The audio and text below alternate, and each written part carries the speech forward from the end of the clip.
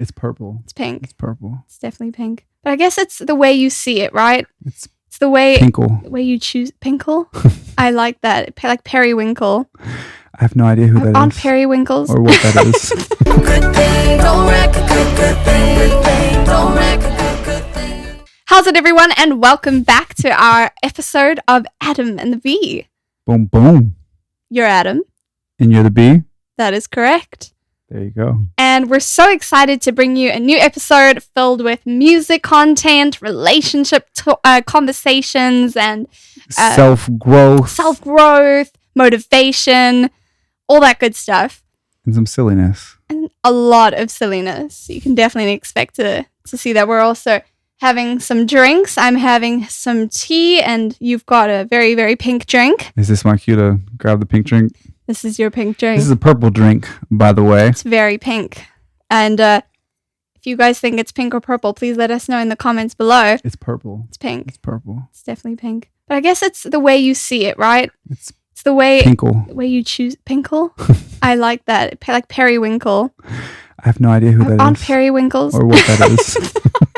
I was going to say, it's not a who, it's a thing in the sea. A periwinkle. Oh my god. Sorry, I just need to. I mean, I don't really know exactly what a periwinkle is, but I know that it's in the ocean. I think someone used to call me that once, but well, you look like a mermaid, so that's mermaid, ice dancer.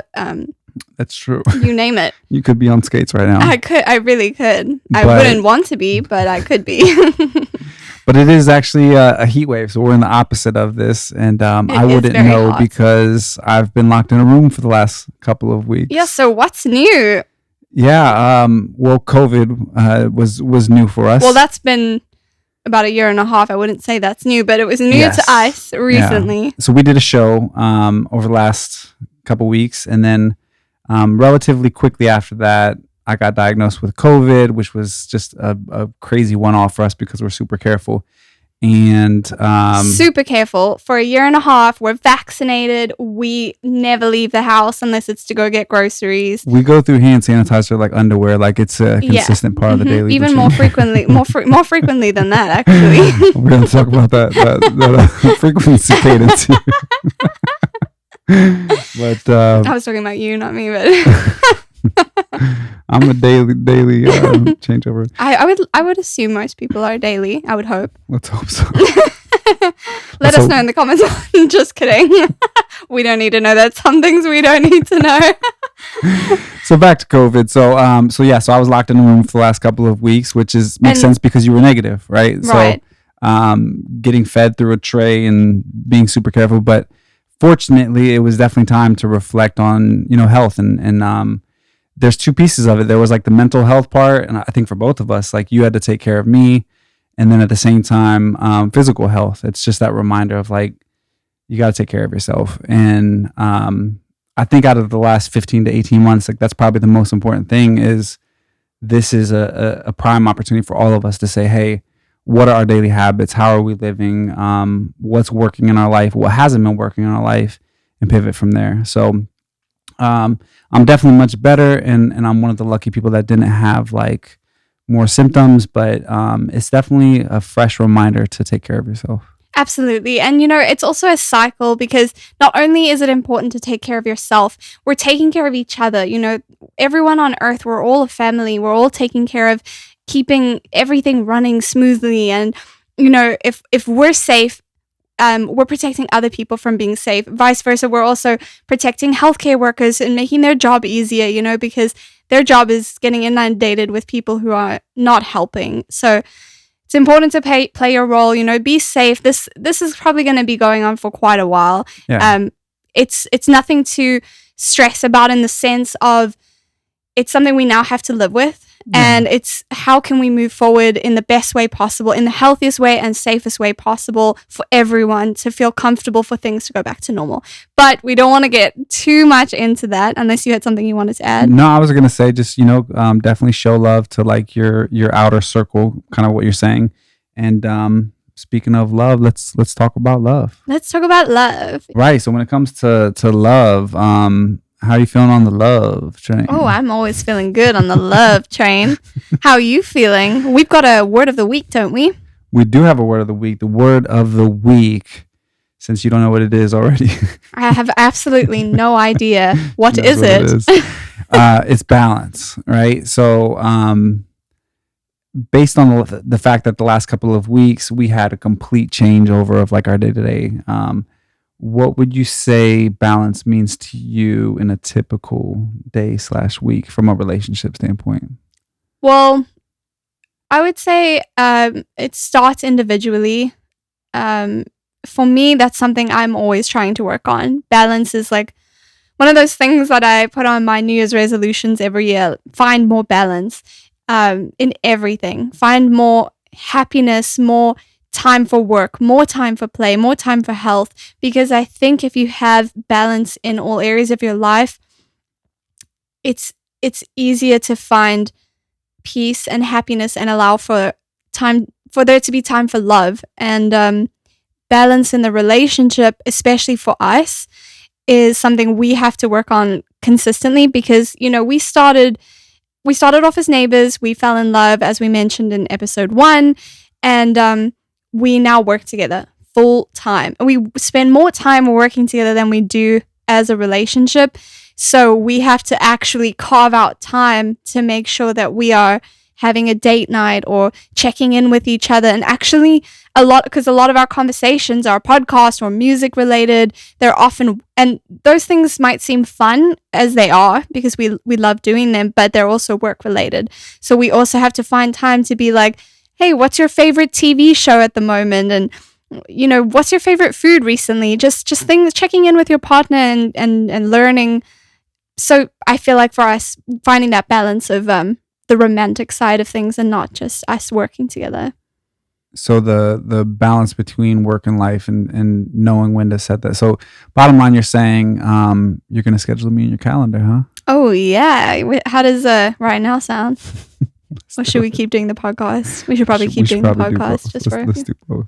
But on a serious note, though, so for balance, like how have you found yourself like from previous years? Because you're pretty heavy into like live entertainment as much as all the promotion and marketing that you do.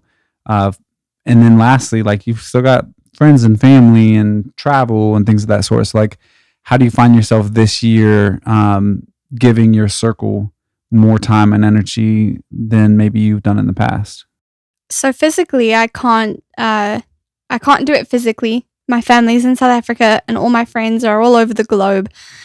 So that has obviously been tough, but I have found myself doing a lot more communication in ways that I haven't done in ever probably, and ways that I've really wanted to do my whole life, like write letters. I love handwritten letters, so that's definitely become something that I've adapted in the last year and a half, more writing personal letters to people that I love for Christmas, their birthdays. We came up with that idea kind of jointly. You did, right? So we've got this business, Love Letter, Love Better, that's going to be coming out here in the near future. Yes. Shameless plug. And necessary but shameless. Yes. And during the holidays, we thought to ourselves, like, how can we use this as an opportunity to seize the moment, right? And we wrote letters to people in our circle that we value. Some somehow got returned to sender. So if anybody was left out, yes, there's part of that whole process. Got a pile of you for next Christmas. Apparently, USPS is not doing their 100% job. But we wrote a bunch of letters and shared essentially the value that people have given us in our lives and just gratitude. I think that's a very beautiful emotion to lean into at this point, especially with the way the last couple of years have been. It's so easy to fall into a negative space in a world where there are ups and downs, just like life will always have. But I think falling in that place of gratitude is huge. Right. So how would you say for yourself, how have you found balance within your personal life and within our dynamic? I would say yoga and meditation. And that's something that you actually push me towards. And then it's been an unbelievable like relief throughout the course of a day. So like typically starting my day with yoga, It's there's the a best. physical, there's this like physical component, but then emotionally it gives you this like foundation. Like you're not going into like the mind's just running, you're taking a step back just enough to kind of watch to see how your mind's going throughout the course of the day. And you're starting your day right. You're just Yeah. giving that you time, putting yourself first. Yeah. So that's working. Meditation is a big one. I'm having to catch myself throughout the course of a day, like get too overwhelmed or not taking enough breaks. And so taking that 5 or 10, even 5 minutes, like people think that you have to do this like long 30-minute or hour-long process. Like it's not. It can be 5 minutes. If you can't afford 5 minutes in your day, make it 1 minute. If it's not 1 minute, give yourself 30 seconds to reset. So I'd say that those are two big ones. And then I'd say the third one that we're starting to dive into more is I'm not a schedule person, but I'm starting to really appreciate the ability to like set a dedicated schedule and say, during this window, this is all I'm going to do. And I find that is giving like just the art of saying, in this window, as long as I'm focused on this task, essentially you win. Otherwise, you create a to-do list of 40 different things, and then nothing ever gets finished, right? Or actually, you get things finished, and then you add things to the to-do list, and then all of a sudden, Always. you feel like a failure, but you've done 40 things, but now you have 150 things. And to add to that, there's this idea that I thought about recently was, so as Adam was mentioning, give yourself 5 minutes, 1 minute, 30 seconds, whatever it is you feel like you can do in your day. If you're anything like me or Adam, we have a tendency to feel like we want to do so much in our day. There's always so many things we want to accomplish. And at the end of the day, we end up feeling like we've almost failed, essentially, if we haven't hit all those things that we wanted to do. And so I came up with this idea of like a 10-minute rule of figuring out, of allocating something that you love for 10 minutes. So whether it be reading for 10 minutes, yoga for 10 minutes, having a lunch date with your partner for 10 minutes, Hey, whatever it is. I like that one. All right. 10 minutes does not sound like a long time, because a lot of times people will be like, oh, I don't have time to exercise. I don't have time to read. And then a year passes and you've missed out on that opportunity, right? Absolutely. And that was one thing I really, really was a game changer for me this year for my balance. I like that a lot. Is doing 10 minutes. So like I wake up in the morning, I do 10 minutes of reading. I cap myself. You get into it and you're like, oh, I could actually do more. But I cap myself and I allow myself to hit all of those things. So like 10 minutes of exercise. If you can do more, go ahead and do some more. Yeah. But at the end of the day, if you've got all these things that you did that you really wanted to get in, if you've got like a couple hours, do a couple hours more of piano or of catching up with friends or doing that book that you've always wanted to write. Just 10 minutes of anything that you love has helped change my balance in such an important way that I think it, for say, No, it makes sense. you would say the same, right? For yourself. Absolutely, yeah. I mean, for me, it comes down to like building healthy habits. And I read a book called Atomic Habits recently that, apologize, I don't know who the author was of that one, but Atomic Habits, it's definitely everywhere. But the general idea is like if you put your life in an easy format to where the things that you value the most, that becomes the foundation for the way that your day-to-day activities are, right? So like in the morning, I have the yoga mat pre-set out. I've got the coffee, not pre-made, but like pre-prepped to where it's like one and done, super fast. The yoga mat's already ready. The piano's ready to rock. So when I'm going through Literally. yeah, there you go. But going through those steps, and the clothing for when I go for my run is like ready to roll.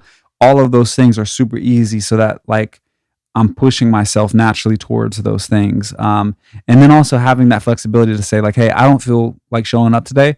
I'm going to do it anyway. And regardless of the result, I'm just going to spend this 10-minute window and just enjoy it for that 10 minutes. Just show up. Yeah. And what often happens is like, once you actually show up, you're like, well, if I'm here, I might as well actually like make use of it. So that's... And it also takes that weight away of feeling like, oh, I don't have 45 minutes, but you have 10 minutes. Yeah. Or not, like Adam said, not 10 minutes. Start with a minute and see how you go. Yeah, I mean, everybody's different, right? It's just like if you're literally at a point where 10 minutes is too much, go down to a minute. If it's too much, 30 seconds. Exactly. So I just also wanted to, before we wrap this section up, I was actually recently watching an Ed Sheeran interview recently, and I found it fascinating because he was also kind of talking about balance in the sense of someone asked him, how's he managing music with his wife, with his kids, and he was mentioning how he got some advice. I could be wrong if I'm not specifically spot on, but what I remember, he was saying that everyone around him was telling him to prioritize date nights.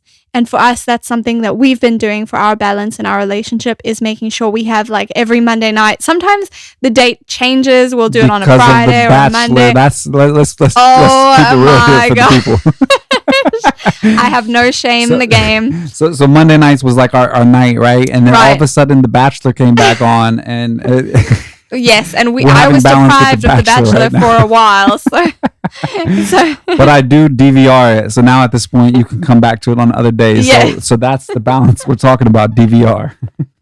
And also balance finding that self-care time, that self-love. Mine includes The Bachelor. And mine includes the time that she's watching The Bachelor. I get to do studio time. All right, so that's all we're going to talk about today for balance. But please let us know how you found balance in your life individually. If you've got any tips that you'd like to share, how it's better helped you with balance in your life or in your relationship. So please do share that below. And we're back. Yes, we are. That's what we do. We leave and come back for bathroom breaks. Exactly. Between each segment, we are in the bathroom. Hydrate, people. Hydrate. Real quick on that note, you and I both bought these huge jugs, drinking like 140 ounces of water a day. We did. We did, to monitor our daily intake. Yes. Gotta hydrate. Gotta hydrate. I'm so tongue twisted today. So we are going to talk about something that we have been dealing with this past week. It has to do with musicians, independent artists, and finding ways to protect yourself in the music industry. So recently, we've been working with a bunch of different art producers and mixing engineers and just different creatives. We're growing our team of individuals that we work with, for sure. Yes, and something that we noticed this past week was we were trying to find ways to make sure that we were doing everything that would protect ourselves in the long run of being an independent artist. There's a lot of stuff going on right now recently with major label artists like Taylor Swift, for example, with her masters. Now I think Kanye West wants to purchase his masters. Let's backtrack, because some people may not actually know what a master is. So there's different portions of ownership that individuals get when they write a song. So there's the songwriting, the actual lyrics part of it, and then there's the production, and then there's everything that goes into the actual sound recording. So when you're referring to the masters, you're referring to the actual sound recordings of the culmination of the songwriting mixed with the production that become one. But in the past, under major labels, because a lot of those budgets were specifically set up for the artist didn't necessarily pay out of pocket for the producer or for the studios, and the studios cost a lot of money. You're talking, hundreds of thousands, even millions of dollars for certain albums to be completed. The point is, you were trying to explain what a master is and why it's important to protect yourself, because you were saying that labels have a lot of ownership because they were putting a lot of money into an artist and helping to grow them, right? Now, as an independent artist, you don't have someone funding, so everything's under your umbrella, right? Yeah. Everything, you have to make sure that whenever you're working with someone, you have to protect yourself. And recently we were trying to do that just to make sure that, we had certain contracts in place to make sure that we always own the rights to our songs, and, just so that you don't have any hiccups later on down the road. And we started doing a lot of research on Google and YouTube. And the interesting thing is, I thought it was going to be the easiest thing in the world to be able to just look up, what do you need to do, and just the different verbiage of being in the music industry. I've been in this industry, I've read books on it, and I'm still not as educated as I want to be. And so we started to take that step this week. And we Yeah. found that there's such limited resources, and we could be wrong, so correct us if we're wrong, but we had a tough time finding a website or finding a video that helped simplify it for the independent artist. Agreed. So ultimately, people, they don't want to make it easy because there's a lot of jobs that are riding on that whole concept of from lawyers to A&Rs, all the Right. stuff that created the machine of the music industry. So in many ways, they still have this barrier of entry. So what we're going to do, and part of the podcast goal, is to open up the accessibility for the whole DIY approach. So Because we're DIY. So. absolutely. And so if you guys have any thoughts or ideas on how to be able to take your music career to the next level, definitely put that in the comment section. Talk about any resources that you found, if it's any websites, if it's How to YouTube copyright your videos music, even. how to work with a producer or an engineer or a vocalist or a guitarist. How can you best protect yourself as well as be fair and compensate all the people that are helping bring your art to life in the fairest way possible, so that you can continue to make music in an affordable way. Absolutely. Collaboration is a big part of that. And especially for DIY, it's important that people are building each other up.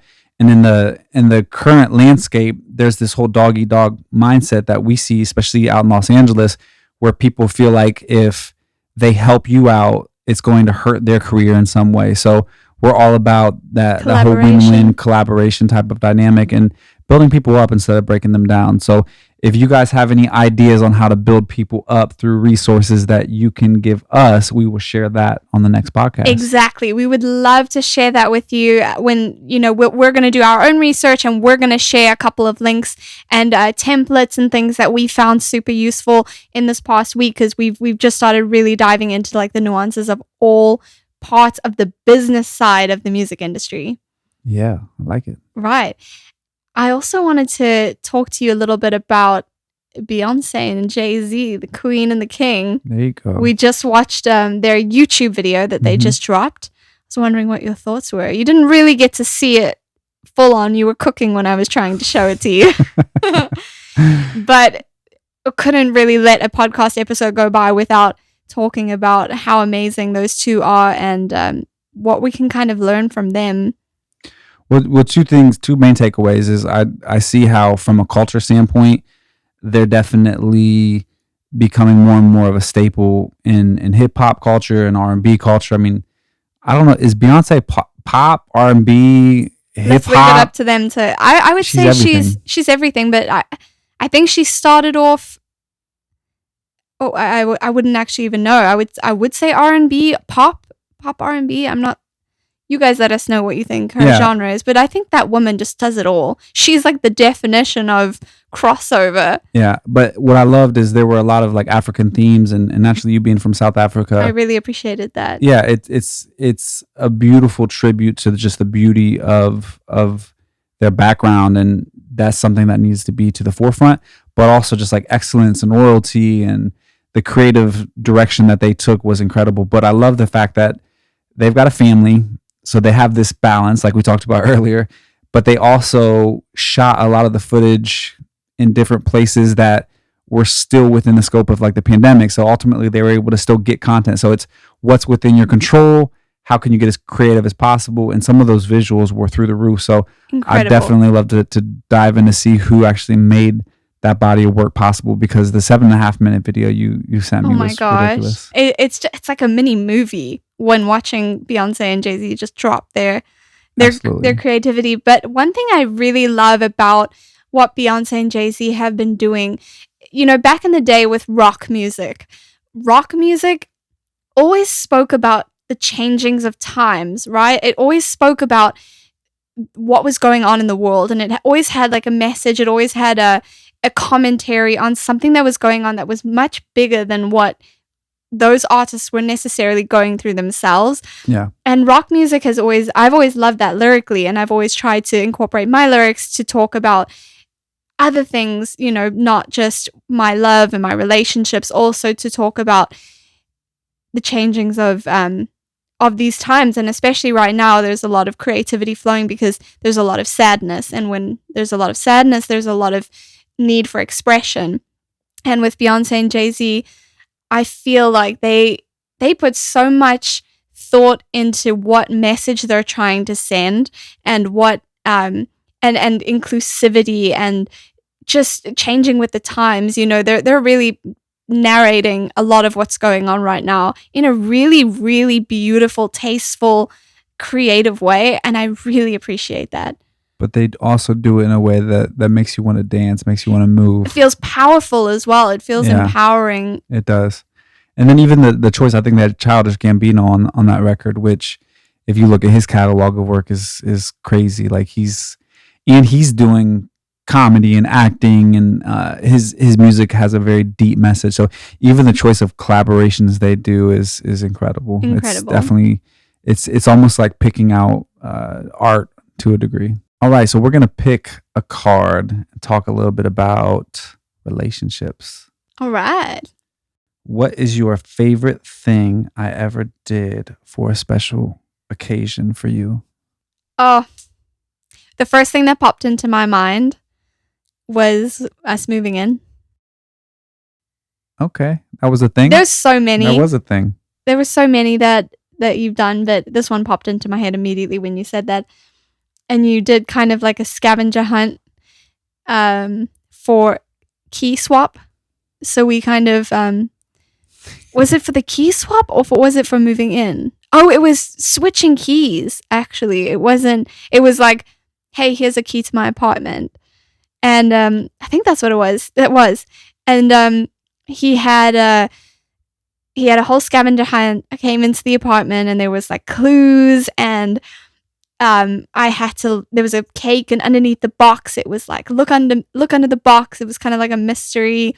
I had to like lift up, and then I had to go pop balloons, which I'm very afraid of, but I had to pop balloons. Confetti came out, and then eventually I finally found the key inside one of the cupcakes, which was so much fun.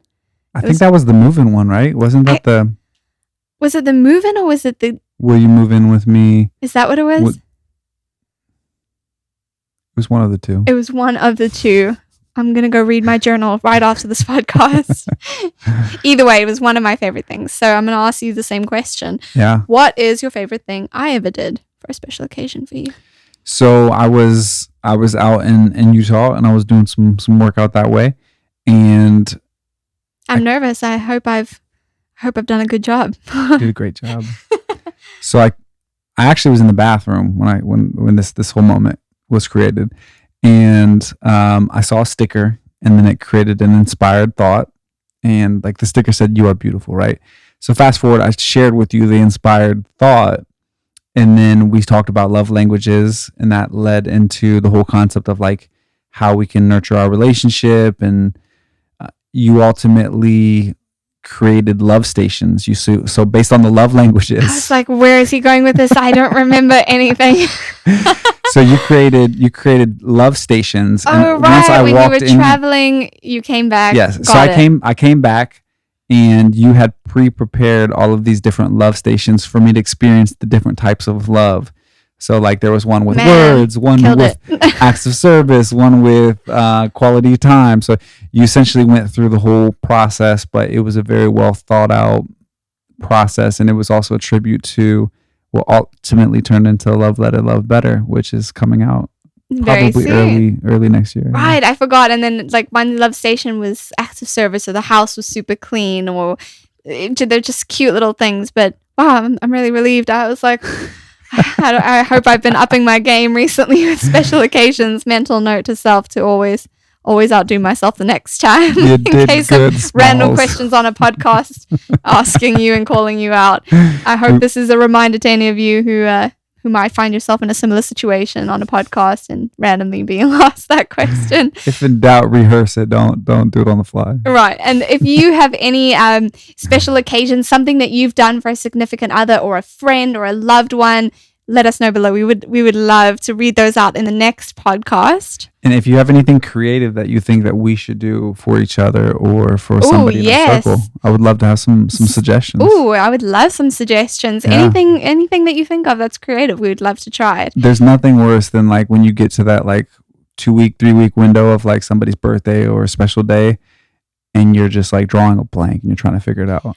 I think that's me at every occasion. Whenever I'll think of great ideas throughout the year, and the minute it's somebody's special occasion, I cannot remember or think of anything creative. He is, not to get too off topic, we're going to wrap this up, but he is so good at gift giving, and it's not even anywhere near on his love language list for receiving or giving, but he just thinks of the most creative, thoughtful gifts. He outdoes me every time. Every time I think I'm going to do it, he outdoes me. If in doubt, Etsy. Etsy is like the go-to because you're essentially getting all of the creativity of the other artists and from like a creative person to another. And helping small businesses. Exactly. So if in doubt, go on Etsy, search by a category that obviously works for the individual. Like I did one specifically for music for you and then another. And then another. Incredible. We can even talk about that in one of our segments with all the gifts that you've done because they are amazing. Let's do it. All right. We thought it would be so much fun since Adam is a rapper and artist. Are we saying like because like we were talking about gifts, like now we're talking about rapping? Like rapping gifts? That's exactly how I was going to transition into this next part. There you go. So rapping. Speaking of rapper, we thought we could end this episode with kind of like a rap battle. We're going to do a bar for bar. I am a freestyle. 5-time non-nominated Grammy artist for rapping. Soon to be nominated. Non-nominated artist. But so I'm going to share my rapping skills with him just for fun because I am in no way a rapper, but I am so excited to play this game with you. Okay, so should we... I'm just going to throw out a word. Can I throw out a word? Throw out a word. All right. My girlfriend's hot like a potato. Are we not doing the word balance? Oh, we're doing balance? Oh, let's do the potato one. Yeah, I much preferred that. Yeah. And what did you say before that? I said my girlfriend's hot like a potato. And I say yes because I say so. Play games like Lego. And I'll go wherever they go. You make my head spin like a dreidel. And I'll mold you just like Play-Doh. My girl right like a 90-degree angle. And I like Pringles. And if you want balance, gotta stretch those ankles. Did you say angles or ankles? Ankles. Damn it, I was going to say ankles. And